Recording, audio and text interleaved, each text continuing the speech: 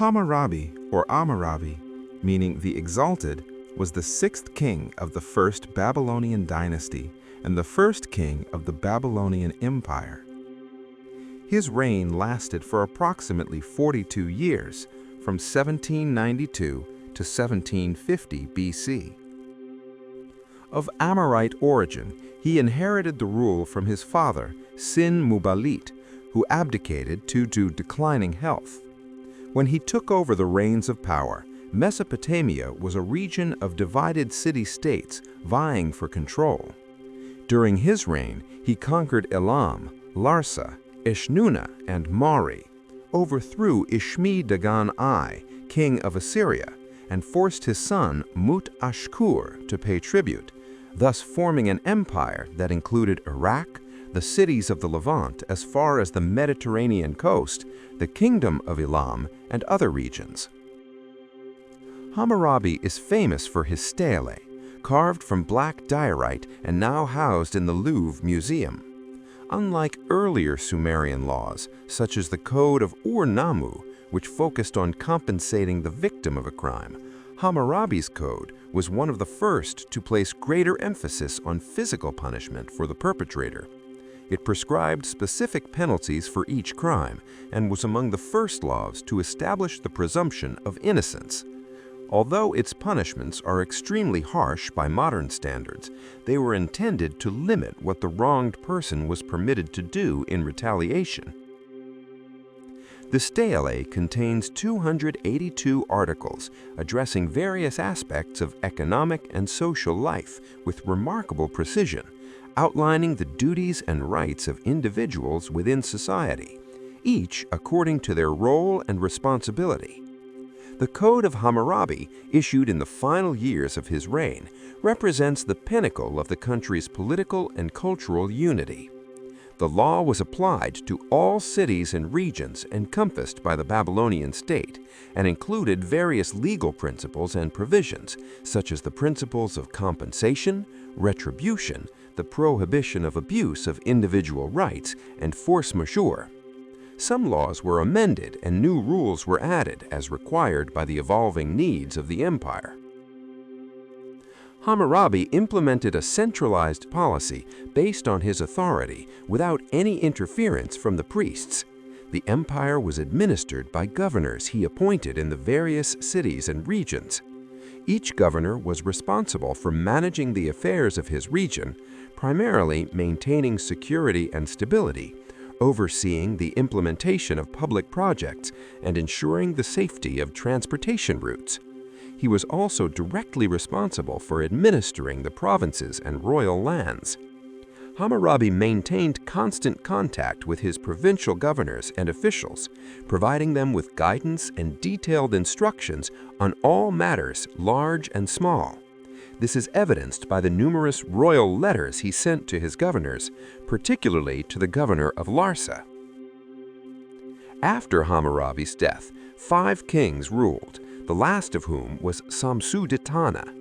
During his reign, in 1594 BCE, the Hittites attacked and conquered the country, destroying the capital and looting its treasures before returning to the Taurus Mountains. Even after the collapse of the empire he built, Hammurabi was still considered a model of governance, and many kings in the Near East claimed to be his successors. Hammurabi was rediscovered by archaeologists in the late 19th century, and since then, he's been regarded as a key figure in the history of legal theory. Hammurabi was the 6th king of the first Babylonian dynasty, succeeding his father Sin-Muballit in 1792 BCE. Babylon was one of several Amorite city-states that flourished across the central and southern Mesopotamian plains and fought each other for control of fertile agricultural land. Although many cultures coexisted in Mesopotamia, Babylonian culture gained prominence among the educated classes throughout the Middle East under Hammurabi's rule. The kings who preceded Hammurabi established a relatively small city-state in 1894 BCE, which controlled only small territories outside the cities themselves. For a century or so after its founding, Babylon was overshadowed by older, larger, and more powerful kingdoms such as Elam, Assyria, Isin, Ishnuna, and Mari. However, his father Sin-Muballit had begun to consolidate Babylonian rule over a small area of central Mesopotamia, and by the time of his reign, he had conquered the smaller city-states of Borsippa, Kish, and Sippar. Thus, Hammurabi ascended the throne as king of a minor kingdom amidst a complex geopolitical situation. The powerful kingdom of Ishnuna controlled the upper reaches of the Tigris River, while Larsa controlled the river's delta. Further down the river from Mesopotamia lay the powerful kingdom of Elam, which regularly invaded and imposed tribute on the smaller states of southern Mesopotamia. In northern Mesopotamia, the Assyrian king Shamshi-Dagon I, who had already inherited centuries-old Assyrian colonies in Asia Minor, expanded his territory into the Levant and central Mesopotamia, although his early death would somewhat divide his empire. The first few years of Hammurabi's reign were quite peaceful. Hammurabi used his power to undertake a series of public works, such as raising the city walls for defensive purposes and expanding the temples. In 1701 BCE, the powerful kingdom of Elam, whose territory extended along important trade routes across the Zagros Mountains, invaded the Mesopotamian plain. With allies from the plain states, Elam attacked and destroyed the kingdom of Ishnuna, razing several cities and establishing control over parts of the plain for the first time. In order to bolster its position, Elam attempted to instigate a war between Hammurabi's Babylonian kingdom and the kingdom of Larsa. Hammurabi allied himself with the king of Larsa when they discovered this duplicity and were able to crush the Elamites, although Larsa did not contribute significantly to the military effort. Angered by Larsa's failure to assist him, Hammurabi invaded this southern power, thereby gaining control of the entire Mesopotamian plain by 1763 BCE. Hammurabi was aided in the war in the south by his northern allies, such as the kingdoms of Yamhad and Mari. The absence of troops in the north led to a series of disturbances. Continuing his expansion, Hammurabi turned his attention northward, which exacerbated the disturbances and soon after crushed the kingdom of Ishnuna. Subsequently, Babylonian armies invaded the remaining northern states, including Babylon's former ally, the kingdom of Mari, although it is possible that the conquest of Mari was a surrender without any actual fighting. Hammurabi then engaged in a protracted war with the Assyrian king, Ishmi-Dagan I, for control of Mesopotamia, with both sides forming alliances with smaller states to gain the upper hand. Hammurabi ultimately prevailed and overthrew Ishmi-Dagan before his death. The death of Ashkur, the new Assyrian king, forced Hammurabi to pay homage to him. Within a few years, Hammurabi succeeded in uniting all of Mesopotamia under his rule. The Assyrian kingdom survived this conquest, but was forced to pay tribute during his reign, and among the major city-states of the region, Aleppo and Katna maintained their independence in western Syria. However, only one stele of Hammurabi has been found as far north as Diyarbakir, where he is referred to as King of the Amorites. A large number of clay tablets dating from the reigns of Hammurabi and his successors have been discovered, along with 55 of his personal letters. These letters provide a glimpse into the daily trials of ruling an empire, from managing floods and enforcing calendar changes to tending to the vast herds of cattle in Babylon. Hammurabi died and passed the reins of the empire to his son, Samsu-Iluna, in 1750 BCE, under whose rule the Babylonian Empire began to rapidly decline. The Code of Hammurabi is not the oldest surviving legal code. It was preceded by the Code of Ur-Nammu, the Code of Eshnuna, and the Code of Lipit Ishtar. However, the Code of Hammurabi shows marked differences from these earlier codes and ultimately proved to be more influential. The Code of Hammurabi was inscribed on a stele and placed in a public place so that everyone could see it, although it is believed that few people were literate. The stele was later looted by the Elamites and taken to their capital, Susa. It was rediscovered there in 1901 in Iran and is now in the Louvre Museum in Paris. The Code of Hammurabi contains 282 laws written by scribes on 12 tablets. Unlike the earlier codes, it was written in Akkadian, the everyday language of Babylon, and thus could be read by any literate person in the city. Earlier Sumerian laws focused on compensation for the victim of a crime, but Hammurabi's code focused instead on physically punishing the perpetrator. Hammurabi's code was one of the earliest legal codes to place restrictions on what a wronged person could do as retribution. The structure of the law is very specific, with each crime receiving a specific punishment. The punishments tend to be very harsh by modern standards, with many crimes resulting in death, mutilation, or the application of the eye for an eye, tooth for a tooth principle. The code is also one of the earliest examples of the presumption of innocence and indicates that the accused has the opportunity to present evidence. However, there is no provision for mitigating circumstances to alter the prescribed punishment.